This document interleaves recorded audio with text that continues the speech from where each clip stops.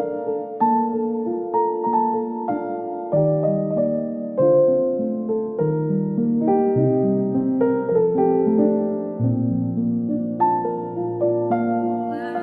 tarde a todas, boa tarde a todos.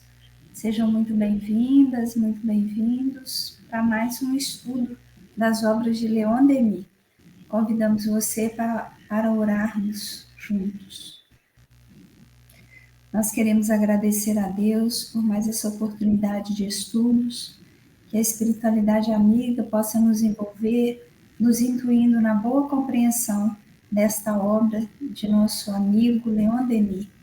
Que ele possa receber a nossa gratidão por esses ensinamentos e, principalmente, que Maria, nossa Mãe Santíssima, possa estar conosco, envolvendo os nossos lares, envolvendo as nossas vidas, para que possamos, ao final desse estudo, estarmos melhores do que quando aqui chegamos, seja em saúde, seja em reflexões e também conhecimentos.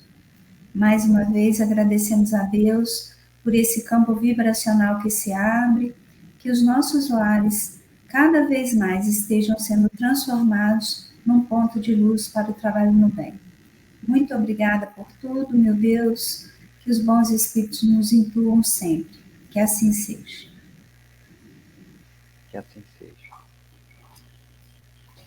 Então, nós vamos dar continuidade a esta obra, depois da morte do nosso querido Leon Denis. Hoje nós já estamos caminhando para o capítulo 5º, a Gália. Então, vou fazer a leitura aqui, tá, Ricardo? E aí, depois a gente faz uns comentários. Ok. Capítulo 5, a Gália. A Gália conheceu a grande doutrina, possuiu-a sob uma forma poderosa e original. Soube dela tirar consequências que escaparam aos outros países. Há 3 unidades primitivas, diziam os druidas: Deus, a luz e a liberdade. Quando a Índia já andava dividida em castas estacionárias, em limites infranqueáveis, as instituições gaulesas tinham por base a igualdade de todos, a comunidade de bens e o direito eleitoral. Nenhum dos outros povos da Europa teve, no mesmo grau, o sentimento profundo da imortalidade, da justiça e da liberdade.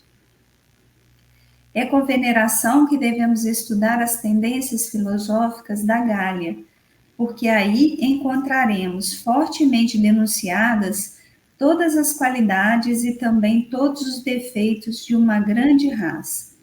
Nada é mais digno de atenção e de respeito do que a doutrina dos druidas, os quais não eram bárbaros como se acreditou erradamente durante séculos.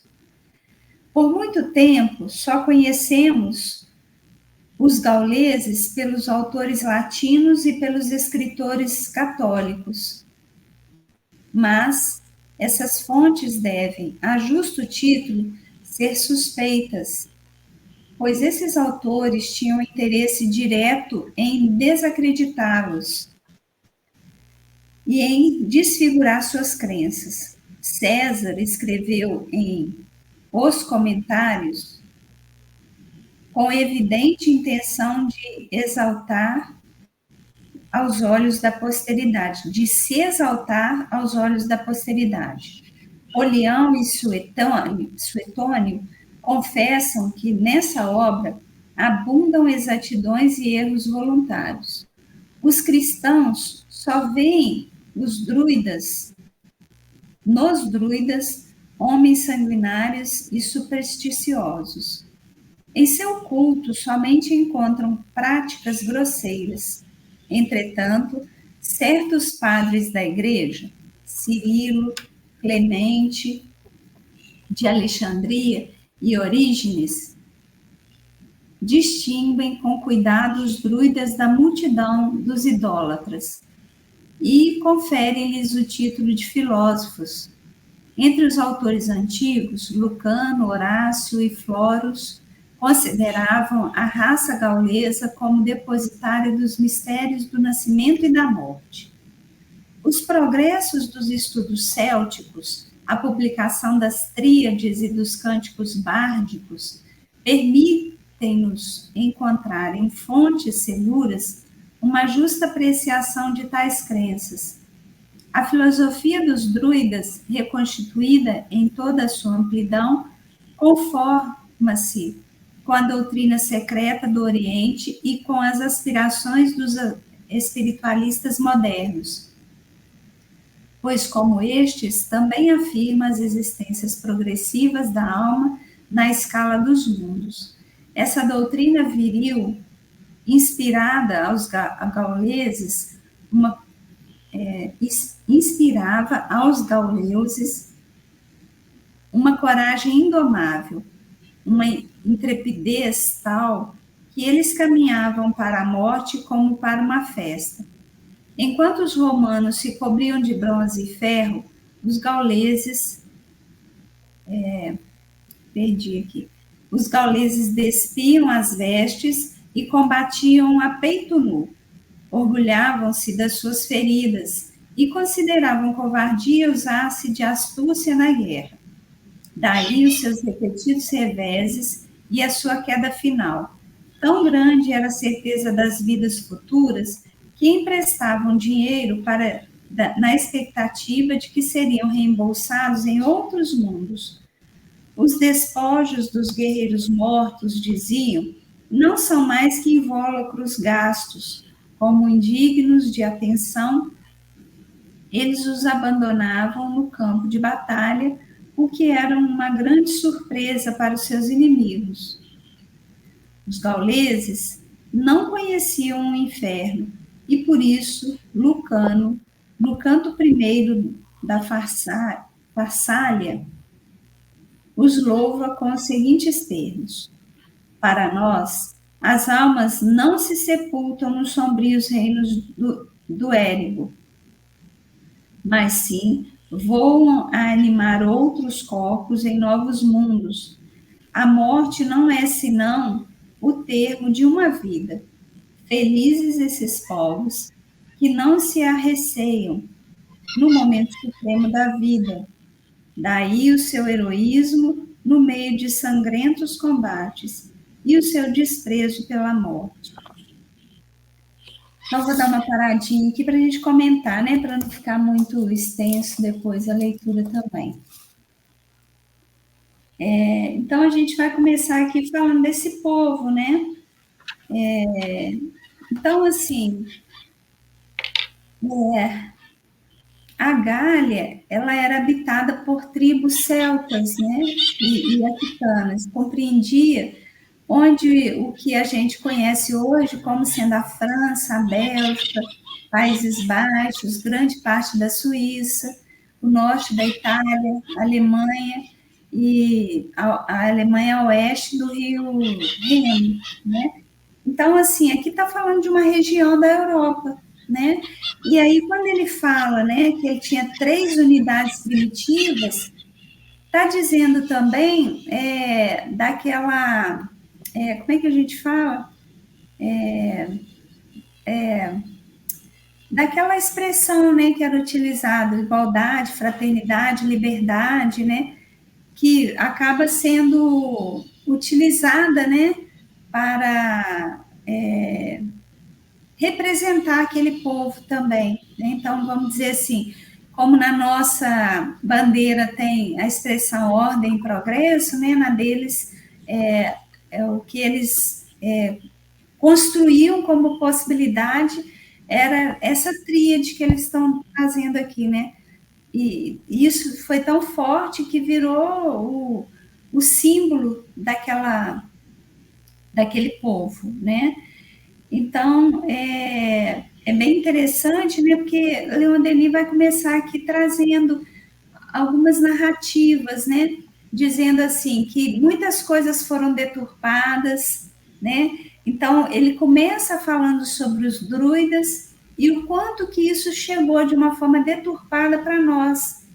E aí ele vai falar, né, quando César escreveu os comentários, ele queria, na verdade, se exaltar, né? E aí os biógrafos, que eram Polião e Suetônio, eles acabam confessando, né, que ali tinha muita coisa deturpada, né? Erros voluntários.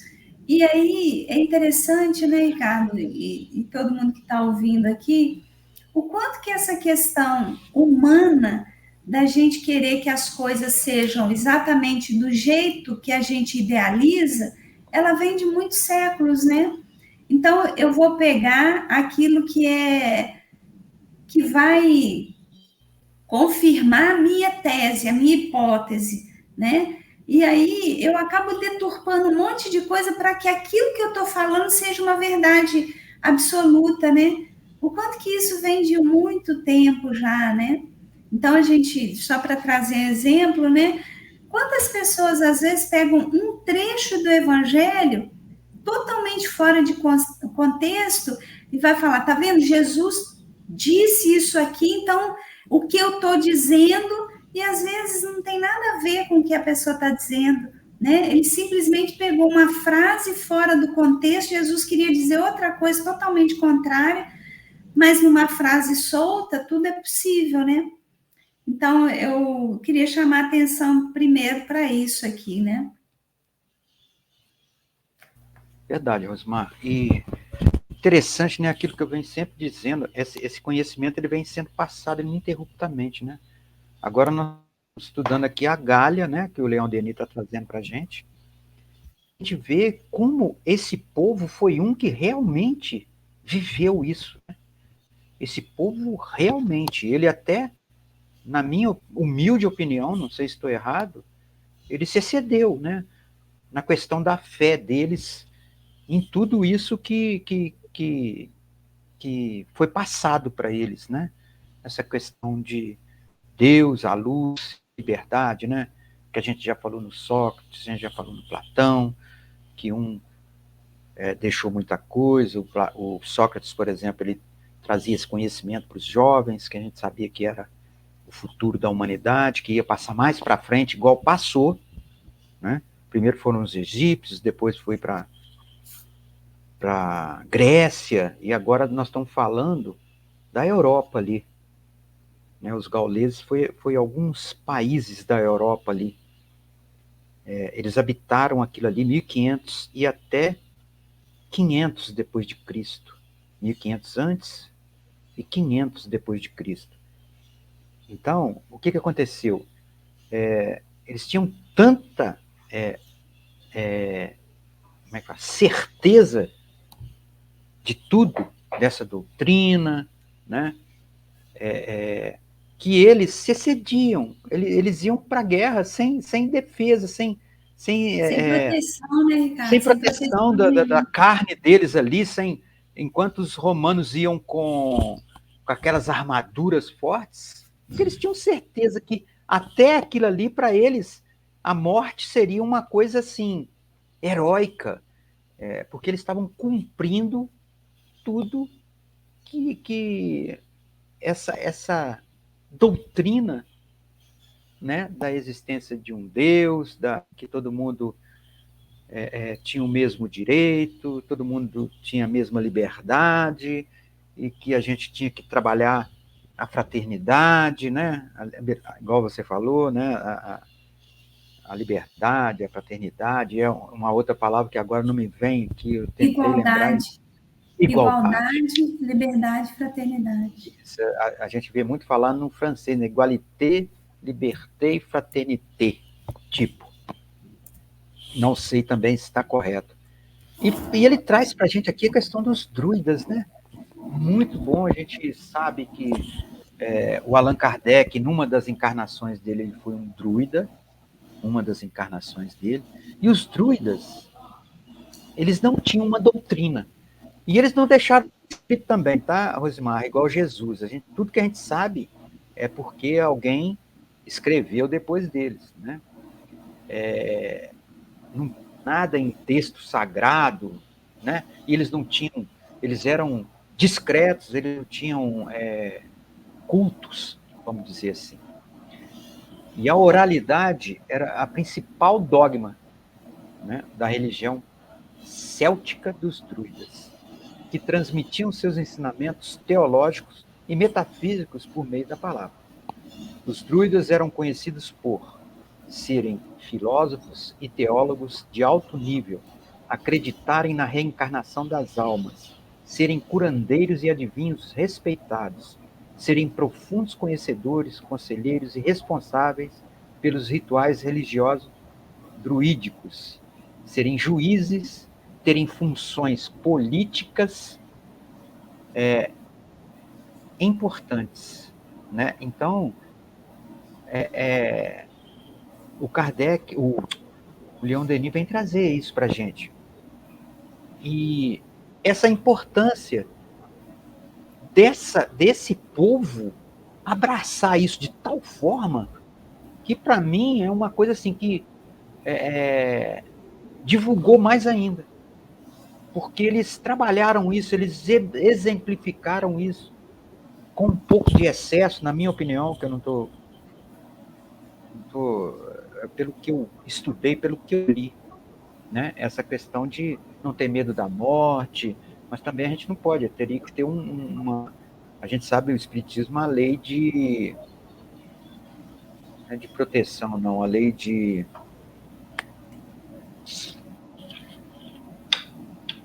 Agora não me vem a palavra, tá? Daqui a pouquinho chega aí, né, você fala. E é interessante isso que você está trazendo, né? Porque é muito importante Leon Denis fazer esse apanhado, né?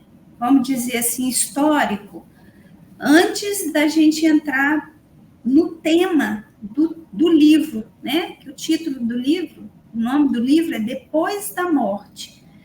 Então, por que ele faz esse apanhado? Leon Denis é muito perspicaz, né? A gente vai vendo isso nas leituras. É simples, traz uma filosofia que pode ser compreendida por qualquer um que queira, mas, ao mesmo tempo, tem uma dinâmica acontecendo, né? Então, quando ele faz esse apanhado, é justamente para falar assim, gente, isso aí não surgiu com a doutrina espírita, mas a doutrina espírita vai tornar esse conhecimento do mundo espiritual algo acessível a todos. Então, quando ele vai falar aqui, né, igual você explicou quem eram os druidas, né, ele está também aproximando a gente um pouco da própria doutrina espírita, porque a gente vai ver, Kardec teve uma comunicação do espírito protetor dele, que é aquele que avalizou ele nessa encarnação, que é Zéfiro, né? E Zéfiro vai falar, olha, porque Allan Kardec, e aí é até bom a gente abrir um parênteses aqui, porque esse mês é o mês que a gente comemora, né, a chegada de Kardec aqui na Terra, né? Então, Kardec nasceu no dia 3 de outubro de 1804, em Lyon, e eu vou abrir esse parênteses, porque eu acho que é importante a gente falar sobre ele também, né? Antes dele aceitar esse nome, né, antes dele ser conhecido como Allan Kardec, o nome de registro dele era Hippolyte Léon Denisard Rivail. E aí, ele foi muito conhecido na França e em boa parte aí, né, da Europa, e, enfim, em muitos lugares ele era muito conhecido pelas obras que ele já tinha escrito como educador. E aí ele falou, para não misturar uma coisa com a outra, eu queria utilizar um pseudônimo, né? Então, esse espírito protetor dele, né? Eles falam anjo da guarda, o mentor dele, esse espírito que avalizou essa encarnação e que estaria com ele, ele se manifesta e ele fala assim, olha, nós já estivemos juntos numa última encarnação, aprendendo e vivenciando essa experiência como druidas.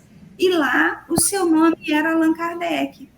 E ele gostou de saber disso e gostou do nome. Ele falou, então, a partir de agora, eu vou ser conhecido como Allan Kardec. Né? Então, ele escreve a doutrina, ele codifica a doutrina a partir desse codinome, vamos dizer assim, né? Que não é um pseudônimo, porque ele não assinava escondido Allan Kardec, né? E em outros momentos, Hippolyte Léon, mas ele passa a assumir essa assinatura, né? Allan Kardec. Então, eu estou trazendo isso para dizer que Allan Kardec foi um druida. E da onde que ele traz os conhecimentos, né, da doutrina? Ele traz aqui, disso que Leon Denis está descrevendo, de quem eram os druidas, em que eles acreditavam. Então, eu fico imaginando que para Kardec não teve muita novidade, né? Porque ele já conhecia um pouco, né, dessa realidade.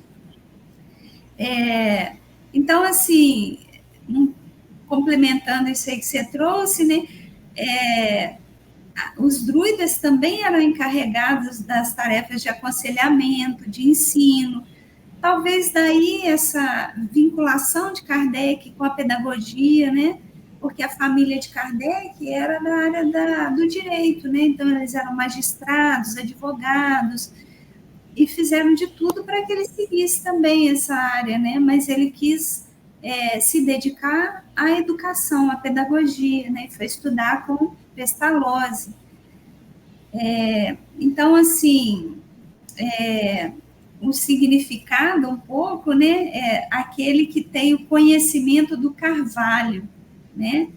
Então, assim, quem que é o carvalho, né? Dentro da simbologia e da natureza, né? É aquele que possui o saber de todas as árvores, né? Então, ele é milenar. O carvalho é aquela árvore que vive muito, né? Que tem um conhecimento aí das outras árvores.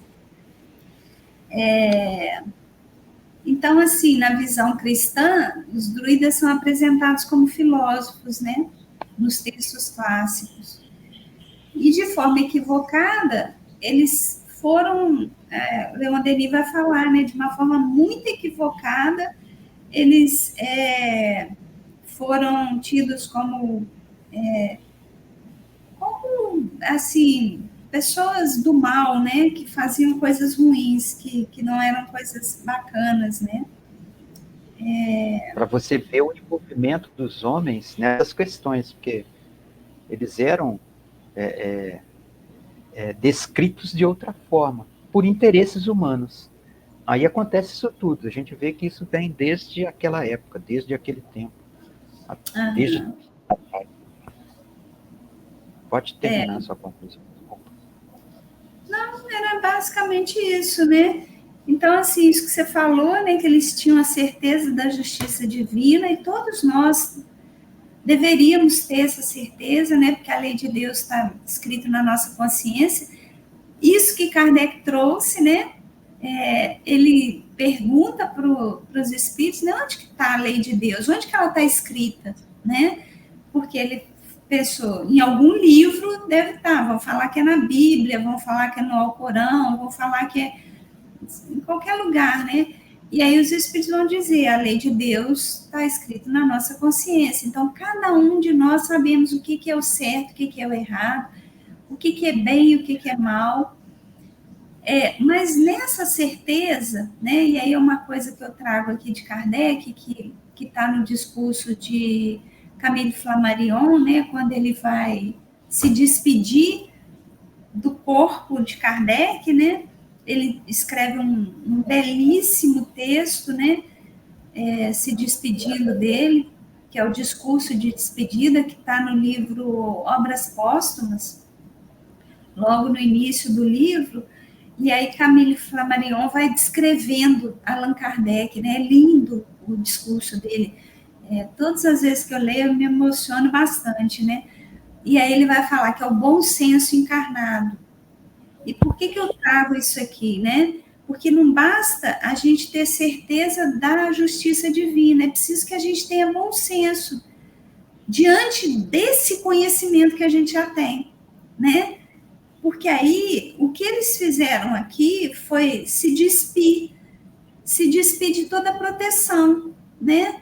E aí eles negligenciaram, talvez seja essa palavra que você estivesse procurando, a lei de proteção mesmo do seu próprio corpo, né?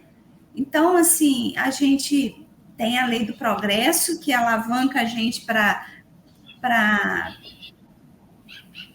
evolução mesmo, né? Que é a nossa destinação aqui, mas a gente também tem que se proteger, né? A gente não pode, em nome dessa confiança ilimitada, negligenciar essa lei de preservação, né?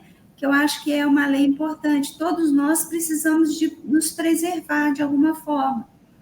Por quê? Para estarmos aqui reencarnados, tem um para quê? A gente não está aqui à toa, né? A gente não está aqui a passeio, a gente está aqui para evoluir. Então, a gente evolui como? Trabalhando, construindo possibilidades de nos melhorarmos. Trabalhar no sentido de nos modificarmos a cada dia. O trabalho é muito mais interno do que esse trabalho que a gente conhece. Esse trabalho, ganhar dinheiro, ele é importante também, mas é o trabalho interno que Deus espera de nós, né? Que é dessa construção de um eu mais conectado com a nossa essência divina, né? Então, eu acho que é isso. Essa lei de preservação, ela deve ser respeitada. Então, Kardec, eu trago essa expressão bom senso, né, por causa disso. Não é porque a gente sabe que nós somos espíritos imortais, que a gente tem certeza disso, que a gente vai negligenciar a nossa vida. Estar aqui é um processo evolutivo que a gente precisa, assim, aproveitar até o último segundo, né? Realmente é essa palavra. Preservação, lei de preservação. A gente quer preservar a nossa vida, porque instintivamente a gente preserva, né? Agora, interessante isso que você trouxe, Osmar. Ficou bem claro agora. O Kardec foi um druida. Então ele tinha conhecimento. Ele tinha conhecimento, né? As vidas passadas a gente aprende. Aquilo que a gente aprende fica no perispírito, gravado no perispírito. Então, isso ajudou ele bastante no que ele fez, porque parece que ele já conhecia. Ele foi fazendo o estudo dele, desenvolvendo ele mesmo, por ele. Aí você fala, é instinto? Não. É conhecimento que ele tinha. É coisa que estava dentro. O espírito dele carregava aquele conhecimento. O espírito, né? Outra coisa interessante, se alguém tiver interessado em ouvir um pouquinho sobre Kardec, é só ir no nosso YouTube, que tem uma palestra sua, Rosimar, de domingo agora. Muita coisa que você falou aí, lá está mais detalhado. Quem tiver interesse em saber, a palestra foi muito boa. É só lá no YouTube, lá buscar lá. Você falou, o título da palestra é Allan Kardec, o Homem e a Obra. Certo? Isso aí. Então Agora, são coisas... Pode falar. Como pode terminar? Depois eu falo. Então, eu só queria falar um pouquinho aqui, né, porque tem algumas coisas aqui que a gente foi falando, os estudos célticos, né? Então, os estudos celtas, também conhecidos por celtologia, é a disciplina acadêmica que se dedica ao estudo dos povos celtas. São culturas e produtos, como a literatura, a linguística e a história da arte. Os estudos celtas focam-se no estudo das línguas célticas, tanto as vivas como as extintas. Os celtas foram tribos que habitaram as regiões que se estendiam da Península Ibérica às Ilhas Britânicas até a Ásia Menor, entre 1200 a.C. e 500 depois de Cristo. O termo celta foi estabelecido por gregos e romanos e não era usado pelos próprios celtas. Outra coisa também que no canto aqui do Lucano, né, no canto do primeiro da Versália, quando ele fala Érebro, na mitologia grega, é uma região situada abaixo da terra e acima do inferno. Só coloquei isso aí para a gente, por curiosidade, para a gente entender mais um pouquinho aí tudo que nós estamos falando. E aí, aproveitando que você está trazendo essas referências, né, tem essa expressão aqui também, os cantos bárdicos, né? Os bardos, eles eram contadores de história profissional, criadores de versos, né? Então eles eram os escritores ali, né? Profissionais daquela época, né? Eu vou ler mais um pouquinho, então, se não tiver mais nada para comentar, e aí depois a gente comenta mais um pouco. Os gauleses eram castos, ou seja, eles tinham pudor, né?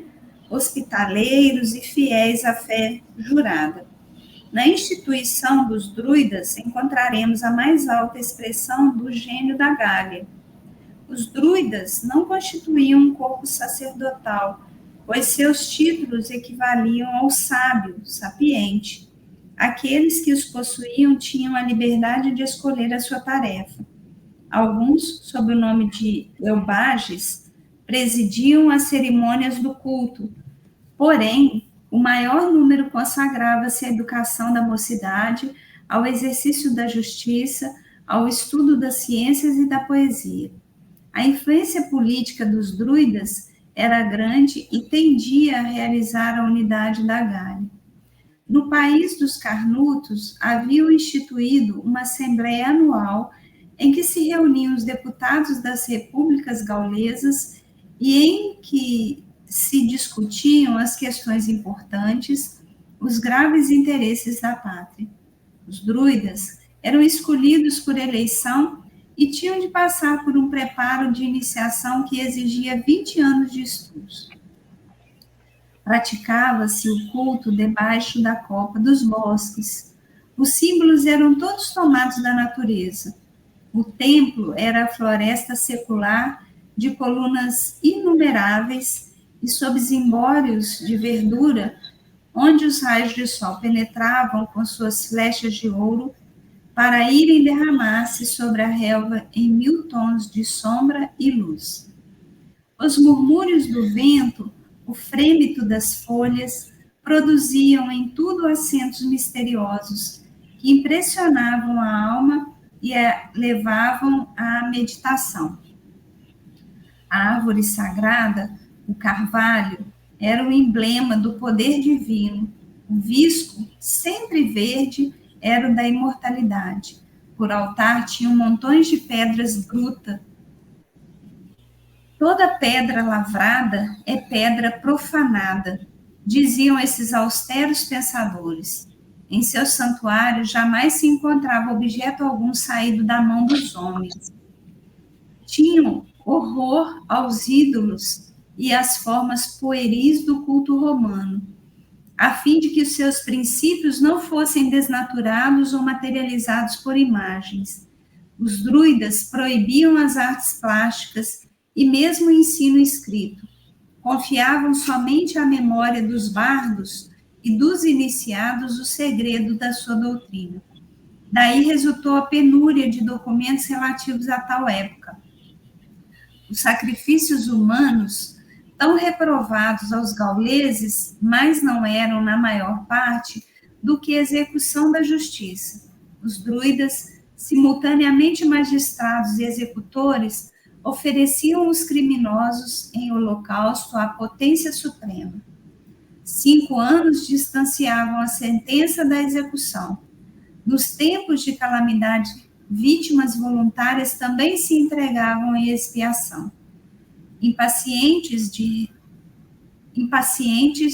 reunirem-se com seus antepassados nos mundos felizes, de se elevarem para os círculos superiores, os gauleses subiam prazenteiramente para a pedra do sacrifício, e recebiam a morte no meio de um cântico de alegria. Mas no tempo de César, já haviam caído em desuso essas imolações. Teutates, Esos, Gilon, não sei se é assim que fala, eram, no panteão gaulês, a personificação da força, da luz do espírito, mas acima de todas as coisas, pairava a potência infinita que os gauleses adoravam junto das pedras sagradas, no majestoso silêncio das florestas. Os druidas ensinavam a unidade de Deus. Então, vou dar mais uma paradinha aqui, né? Até por conta do nosso tempo também, senão a gente acaba tendo que comentar muito corrido depois. Então, o que eu queria trazer aqui, né? Primeiro, do termo da leitura anterior, né? Lucano era um poeta latino, Farsália era poema épico escrito em oposição à Eneida, né? E aí, o que a gente vai depreendendo disso aqui, né? Quando ele fala assim, sob o nome de Eubages, presidiam as cerimônias do culto, né? Esses Eubages eram aqueles, vamos pensar, tinha uma hierarquia, né? Então, Eubages estava aqui, os druidas estavam aqui, eles eram superiores a esses, né? Então,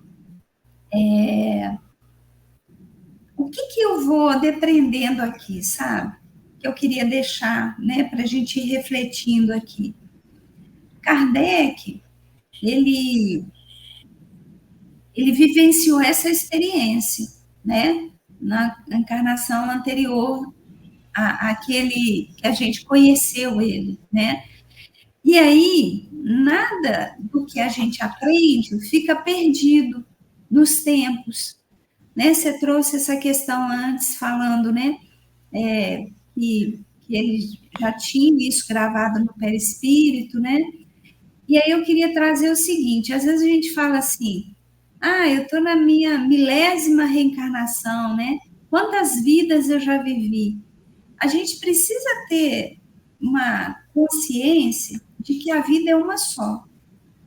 Nós somos criados simples e ignorantes, vamos passando por todos os estágios da evolução, desde os minerais até chegar no hominal. A partir daí, a vida é uma só. A vida é uma só no sentido de nós vamos vivendo experiências que são ligadas ou interligadas entre si. Nada do que eu vivi na minha primeira encarnação como humana fica perdido nessa escala evolutiva. Então, vamos imaginar que são elos, né? Então, a gente imagina que tem elos aqui, a nossa vida é isso. Pensarmos como espíritos que somos é pensar que nós temos sempre esse elo que nos liga, em qualquer dimensão que a gente esteja.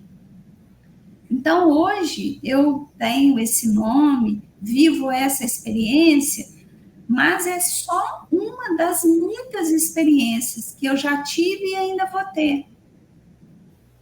E que ela vai contribuir de alguma forma para as outras experiências que eu vou construir, né? Então, é bacana quando a gente vai vendo isso, né? Eu estou trazendo Kardec aqui para dizer disso. Leon Denis está lembrando a gente, ele não está falando aqui de Kardec, ele está falando de um povo, mas que a gente sabe que o Kardec teve uma experiência junto com esse povo.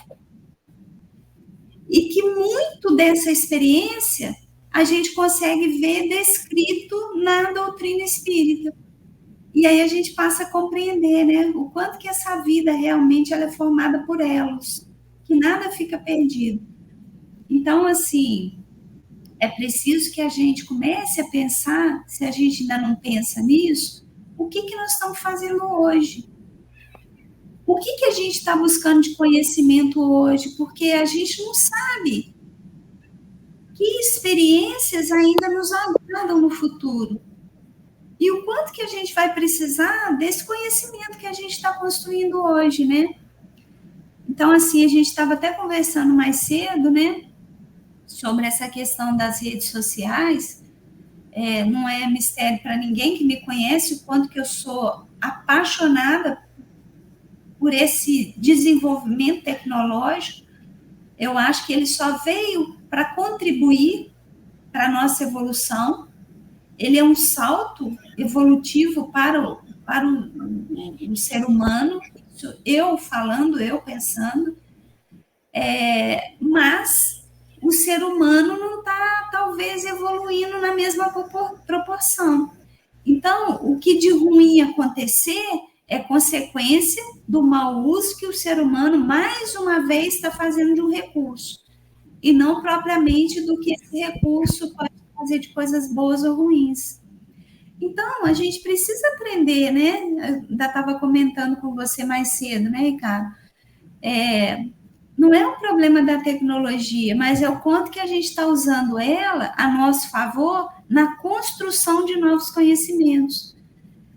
Que às vezes a gente fica o tempo todo só, né, passando um dedinho ali numa tela, olhando imagens, e tem gente que fica horas fazendo isso, né? Ou então, não quero mexer com isso. Isso não é coisa do bem, isso vai trazer uma destruição para a humanidade.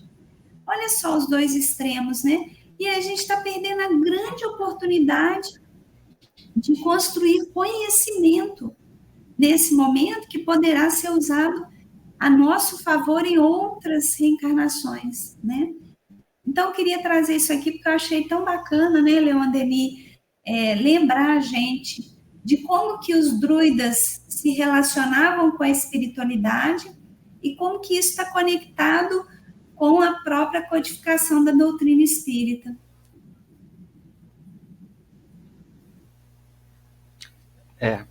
Rosimar, isso que você acabou de falar aí, é incoerente, né, a gente pensar assim, a pessoa aceitar que Deus criou o mundo, né, que Deus criou essa coisa maravilhosa que é essa natureza, tudo ligado, né? Se a gente realmente estivesse acompanhando a natureza, a gente não teria tanto problema de intempéries que estão acontecendo. Essa coisa do clima foi a interferência dos homens. E não admitir que Deus está permitindo essa questão da tecnologia, gente. Nós já falamos isso aí antes, em outros estudos. Antigamente, eu lembro que o primeiro telefonema internacional, ele foi comemorado assim, uma coisa fantástica, né? Aquilo passou na televisão, a pessoa falando lá dos Estados Unidos, vamos dizer, não sei se falando aqui no Brasil, foi uma coisa. Então, tudo isso só trouxe progresso para a gente.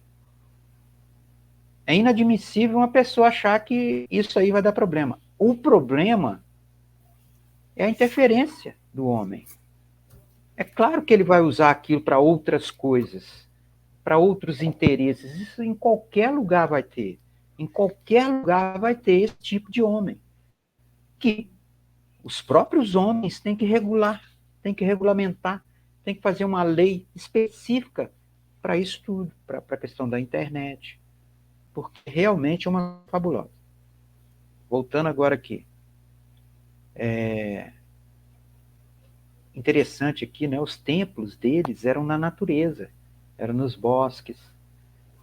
E eles não aceitavam, por exemplo, que construísse alguma coisa onde o homem colocasse a mão, por exemplo, lapidar uma pedra para fazer blocos, para fazer aquela coisa certinha, né?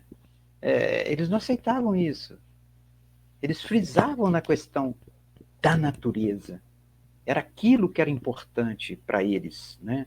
E os druidas ensinando o Deus único. E eles aqui também ensinam para a mocidade, que eu acho que é a coisa mais importante. Eu sempre ouvia falar que a mocidade, nas casas espíritas, a mocidade era a coisa mais importante, mas eu não via esse empreendimento na mocidade, nos lugares que eu passei, né? Essa importância que os autores espíritas dão para a mocidade espírita, o Allan Kardec também deu, as casas espíritas não têm um certo impedimento, ok? De fazer certas coisas, porque são muito jovens, né? Tinha que dar bastante coisa para eles fazerem, dar cargos importantes dentro do centro espírita, né? Dependendo da idade dele também. Não pode um jovem de 13 anos dirigir, mas um de 18 já pode. Depende do grau evolutivo também, né? Porque tem jovem de 13 anos que tem uma condição, às vezes, até melhor do que um adulto de 50, 60 anos. Isso vai depender muito, né? Mas a gente não pode dar tanta responsabilidade para ele todo o tempo dele. Isso, e teoricamente teria que ser desse jeito, né? Eu concordo com você. A gente teria que ter essa maturidade, né? De ir seguindo as etapas, né? Mas nem sempre é isso que a gente vê. Desculpa, eu te cortei, né? Mas é só para dizer isso, Não, porque às vezes a gente vai envelhecendo, mas a gente não vai amadurecendo, né? A gente só vai deixando os anos passarem, né? Então, desculpa aí mais uma vez, mas eu só queria comentar isso. Não. Eu já tinha encerrado a minha fala aqui. E aí, pegando um gancho nisso que você falou, Ricardo, eu também me chamou a atenção isso, né? O culto do sagrado, ele deve ser de forma livre, né? Era isso que eles pregavam, né? Por quê? Porque eu preciso aprender a ter uma conexão com Deus e não com um templo. Eu acho que isso é tão importante. Não está escrito isso aqui, mas eu depreendi isso, sabe? A minha conexão tem que ser com o sagrado, com Deus, com esse Deus único, e não com, como é que a gente fala? Intercessores, né? Com aquilo que vai interceder entre mim e Deus, né? Então, eu acho que isso aqui é bacana, né? E Kardec, um pouco, ele tenta resgatar isso, né? Ele tenta resgatar isso na codificação também, né? Ele vai dizer um pouco, né, da necessidade da gente ter essa conexão com Deus, a gente mesmo, né? Então, ele vai falar no livro dos médiuns que a gente pode se comunicar, sim, com aqueles que não estão mais aqui na carne, e que a gente não precisa ter só sempre um intermediário, isso pode acontecer entre a gente mesmo, né? Então, eu acho que tem a ver com isso. E uma coisa que eu queria trazer, essa última frase que eu li, né? Os druidas ensinavam a unidade de Deus, um Deus único, mas é muito importante que a gente entenda, né? E aí eu volto lá para Kardec, né? Kardec também tinha essa concepção de Deus único. Ele era deísta, mas ele acreditava num Deus cósmico, não era aquele Deus sentadinho ali num trono, né? Apontando o dedo, falando você vai sofrer, você vai ser feliz, você vai ter saúde. Não era isso, né? Era um Deus cósmico, ou seja, era uma energia que movimentava os mundos e mundos e mundos infinitos, né? Então, é bacana quando a gente vai vendo isso também, né? Então, acho que, por mim, hoje a gente pode ficar por aqui, né? Eu acho que é importante a gente refletir um pouco, né, sobre isso que Leon Denis está trazendo aqui, né? Uma frase que eu queria encerrar aqui minha fala é quando Leon Denis diz assim, olha, tinham horror aos ídolos e às formas pueris do culto romano. Então, os druidas tinham isso, né? Eles eram, igual você falou, adeptos da oralidade. Por quê? Porque eles também acreditavam que, ao escrever, muito era deturpado, né, nos ensinamentos deles. Então, aqueles ensinamentos, eles eram passados, às vezes, de uns para os outros, de forma oral, né? Por isso que, por exemplo, a gente vê alguns ensinamentos lá do Antigo Testamento em que tinha essa questão da oralidade, né? Eram como poemas declamados. Então, é por conta disso, né? Porque tinha uma crença de que, ao escrever, muito se perdia. daquele conhecimento, era deturpado. Então, eles eram a favor dessa divulgação oral, né? E, assim, eu acho que naquela época era até bem. Naquela época, não, né? Nos milênios passados, isso transformava até numa coisa mais democrática, né? Já que nem todo mundo sabia a escrita, né? Então, acho que é isso. Tem bastante coisa aqui para a gente refletir, né? Perfeito, Rosimar. Muito bom esses estudos, né? Podemos encerrar então? Então vamos orar. Vamos agradecer a Leon Denis por esta obra e também por tudo que ele deixou para nós. Vamos agradecer aos mentores deste grupo de estudo e também aqueles espíritos que vieram conosco aqui aprender. Agradecer também a Deus, a Jesus, Mãe Santíssima, Maria de Nazaré, pelo nosso dia e pela nossa vida. E que a Mãe Santíssima, Maria de Nazaré, possa abençoar todos os lares daqueles que irão assistir esse nosso estudo no canal do YouTube do Centro Espírita Virtual. Que nós possamos estar juntos novamente na próxima quinta-feira, neste mesmo horário das 16 horas, para mais um estudo das obras desse nosso querido Leon Denis. E sempre agradecidos por tudo. Que assim seja. Que assim seja.